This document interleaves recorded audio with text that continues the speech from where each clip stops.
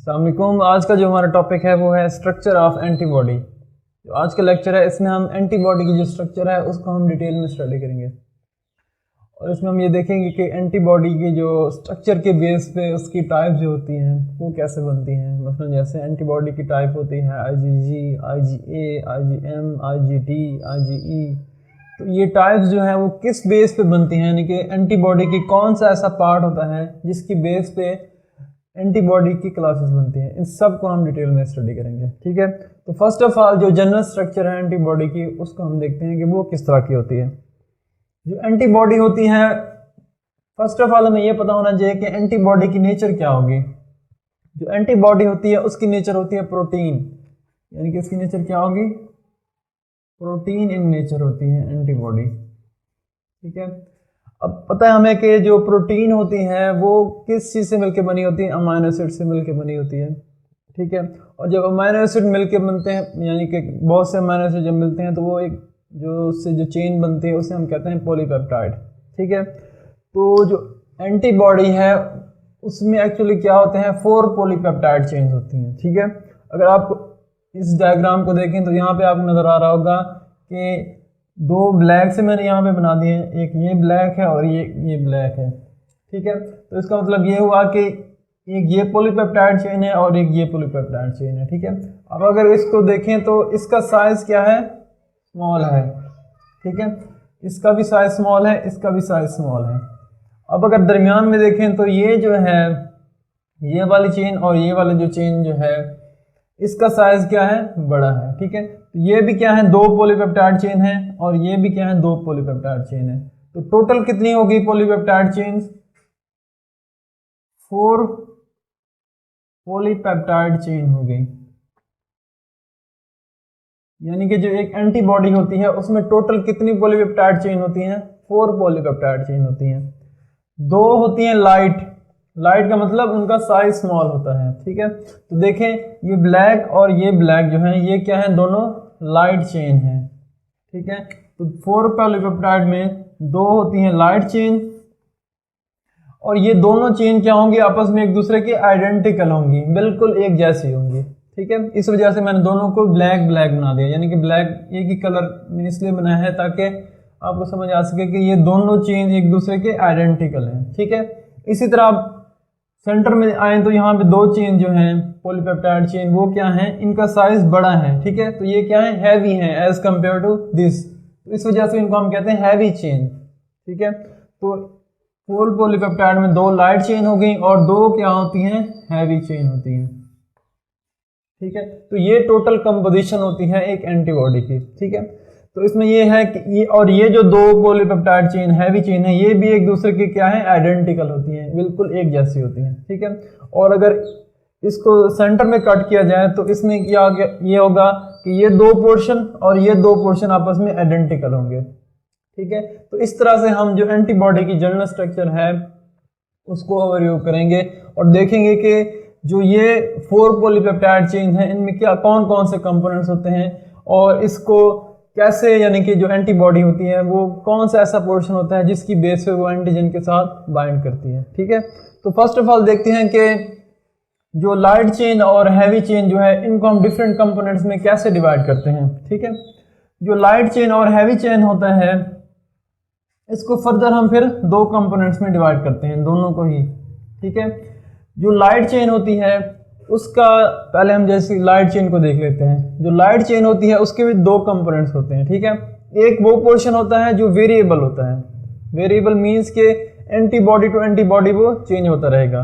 ठीक है, इवन के एक ही क्लास है, मतलब जैसे एक एंटीबॉडी है IgM, तो एक IgM जो बनी है, फर्ज के 2 यहाँ पे मैं एंटीजन बना देता हूँ, एक ये एंटीजन है, ठीक है, और एक ये एंटीजन है। तो इन दोनों एंटीजन के अगेंस्ट एंटीबॉडी जो बनी है वो IgM नेचर की बनी है। ठीक है, लेकिन एंटीजन दोनों में मुख्तलिफ है, तो इसके अगेंस्ट जो है IgM बनी होगी। ठीक है, उसका अब कौन सा पोर्शन और इसके अगेंस्ट जो IgM बनी होगी तो उसका कौन सा पोर्शन डिफरेंट होगा, उसका वेरिएबल पोर्शन जो है वो डिफरेंट होता है। ठीक है, तो यानी कि जो लाइट चेन होती है उसके 2 पोर्शन होते हैं, एक वेरिएबल रीजन होता है, ठीक है, और लाइट चेन का दूसरा पोर्शन वो होता है जो कांस्टेंट होता है, ठीक है, यानी कि वो चेंज नहीं होता। तो एक पोर्शन होता है कांस्टेंट, ठीक हो गया। तो अगर यहाँ पे मैं बना दूँ, ड्रा करूँ, तो कुछ इस तरह से होगा कि एक पोर्शन क्या होता है, वेरिएबल, तो उसको हम लिख देते हैं, यानी कि उसको शो करवा देते हैं v से, ठीक है। और एक जो लाइट चेन का पोर्शन है वो क्या है, कांस्टेंट है, तो इसको हम c से लिख देते हैं। इस तरह इधर भी यही होगा कि एक जो पोर्शन है वो क्या होगा, वेरिएबल, ठीक है, और एक जो पोर्शन है वो क्या है, कांस्टेंट है। जैसे मैंने यहाँ पे बताया कि जो लाइट चेन होती है उसके दो कंपोनेंट्स होते हैं, एक वेरिएबल पोर्शन होता है और एक कांस्टेंट पोर्शन होता है। तो इंशाल्लाह इसको हम डिटेल में देखेंगे कि ये जो वेरिएबल पोर्शन होता है इसमें क्या ऐसी मॉडिफिकेशन आती है कि वो हर एंटीजन जो स्पेसिफिक होता है उसके साथ जाके अटैच होता है, ठीक है। इसी तरह अब हम देखते हैं कि जो ये जो है हैवी चेन जो होती हैं, ठीक है, इसके कौन कौन से कंपोनेंट्स होते हैं। इसके भी दो ही कंपोनेंट्स होते हैं, यानी कि एक होगा वेरिएबल पोर्शन, वेरिएबल रीजन होगा एक, ठीक है, और एक क्या होगा उसका कांस्टेंट पोर्शन होता है, ठीक है। तो इसको हम कैसे डिवाइड करेंगे। अब जो क्या होता है कि जो लाइट चेन का वेरिएबल रीजन होता है उसी के साथ ही फर्स्ट जो होगा वो होगा हैवी चेन का वेरिएबल रीजन, ठीक है। तो अब यहाँ पे मैं लिख देता हूँ ये क्या है, वेरिएबल रीजन है, ठीक है। इसी तरह इस साइड पे भी होगा, ये क्या है, वेरिएबल रीजन है, ठीक है। अब फर्दर इसको हम लेबल कैसे करेंगे कि ये देखें ये वेरिएबल रीजन किसका है, लाइट चेन का है, तो इस वजह से यहाँ पे मैं L लिख दूंगा, यानी variable region of light chain.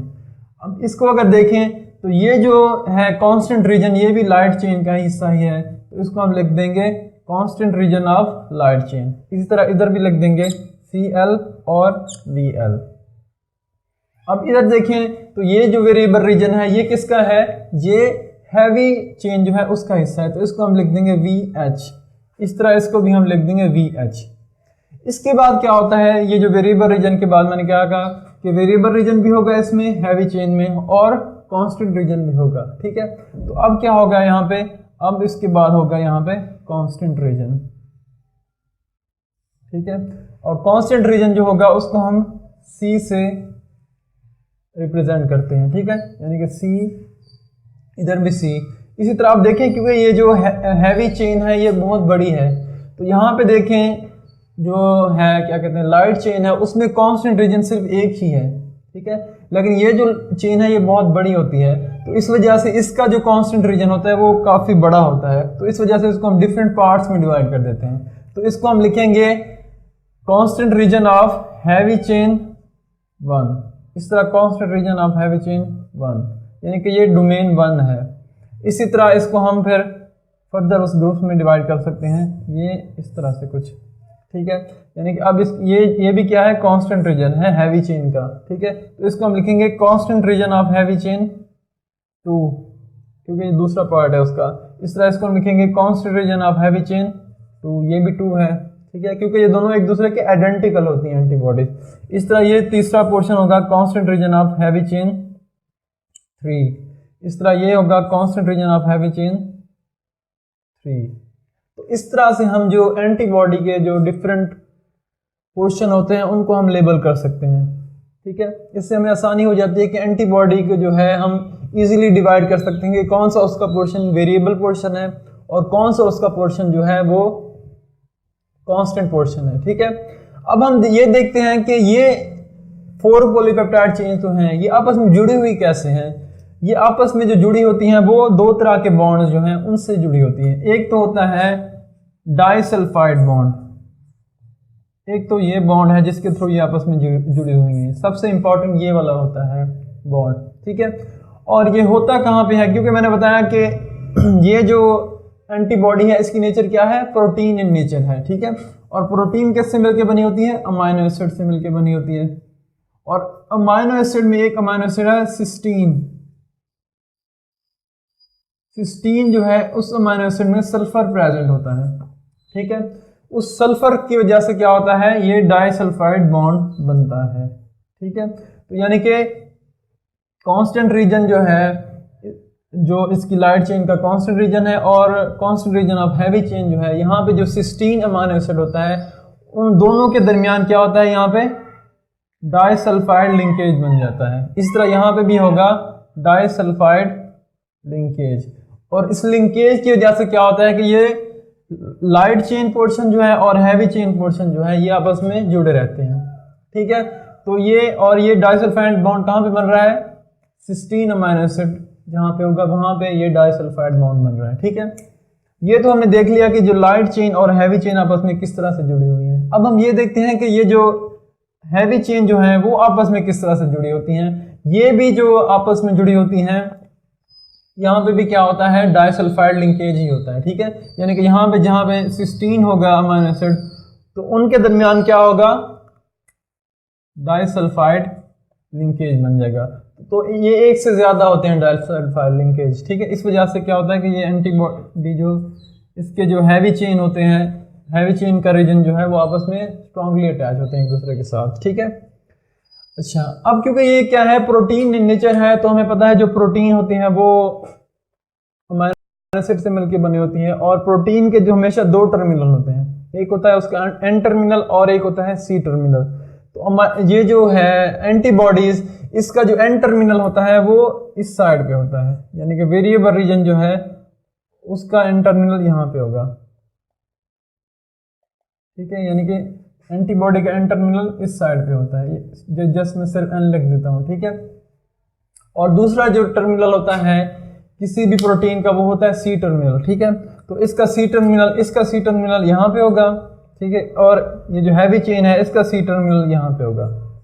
ठीक है, और इसका सी टर्मिनल यहाँ पे होगा। ठीक है, तो अब मैंने जैसे कहा कि दो लिंकेज होते हैं जिसकी वजह से ये चेन आपस में जुड़ी होती हैं। एक तो है डाइसल्फाइड लिंकेज, वो हमने देख लिया। ठीक है, यानी कि डाइसल्फाइड लिंकेज क्या होता है, सिस्टीन अमीनो एसिड जो है उनके दरमियान लिंकेज जब बनता है तो उस वजह से दो ये चेन आपस में जुड़ी रहती हैं। ठीक है, अब इसके अलावा मैंने कहा कि एक और भी होता है लिंकेज जिसकी वजह से ये लाइट चेन और हैवी चेन आपस में जुड़ी रहती हैं और दोनों हैवी चेन आपस में जुड़ी रहती हैं। वो कौन से होते हैं, वो होते हैं नॉन कोवेलेंट बॉन्ड्स होते हैं कुछ। ठीक है, उन नॉन कोवेलेंट बॉन्ड की वजह से क्या होता है कि ये जो कांस्टेंट रीजन होते हैं ये आपस में जुड़े रहते हैं। ठीक है, इसी तरह ये जो constant region of light chain और हैवी चेन आपस में जुड़े रहेंगे। इसी तरह नॉन कोवेलेंट बॉन्ड यहाँ पे भी होता है, ये जो सी टर्मिनल है यहाँ पे भी नॉन कोवेलेंट बॉन्ड होता है, जिसकी वजह से क्या होता है इन दोनों में आपस में नॉन कोवेलेंट बॉन्ड बनेगा, जिससे क्या होगा ये दोनों हैवी चेन भी आपस में जुड़ी रहेंगी। ठीक है, तो इस तरह से कुछ इनकी जनरल स्ट्रक्चर होती है। अब हम देखते हैं कि अक्सर आप लोगों ने सुना होगा कि एंटीबॉडी जो है उसका एफसी पोर्शन भी होता है, इस तरह जो एंटीबॉडी होती है उसका क्या कहते हैं फैब पोर्शन भी होता है। ठीक है, तो वो हम देखते हैं वो कौन सा पोर्शन होता है और वो कहाँ पे होता है। ठीक है, तो अब उसको तो हम थोड़ा डिटेल में देखते हैं। अब ये जो एंटीबॉडी है इसको हम 3 कंपोनेंट्स में डिवाइड कर सकते हैं। ठीक है, उसी से हम जो पता कर सकते हैं कि इसका जो एफसी पोर्शन कौन सा होगा और इसका फैब पोर्शन कौन सा होगा। ठीक है, और तीसरा पोर्शन होता है हिंज। ठीक है, सबसे इंपॉर्टेंट जो है हिंज है, वो हिंज जो कंपोनेंट है वो कहाँ पे होता है, वो यहाँ पे होता है हिंज पोर्शन। ठीक है, यहाँ पे मैं इसको एच से शो कर देता हूँ, यानी हिंज रीजन यहाँ पे भी होगा और हिंज रीजन यहाँ पे भी होगा। ठीक है, अब इस हिंज की वजह से क्या होता है, हम एफसी पोर्शन को अलग कर सकते हैं और फैब पोर्शन को अलग कर सकते हैं। वो कैसे, जब हम एक एंजाइम यूज करते हैं जिसे हम कहते हैं पैपेन।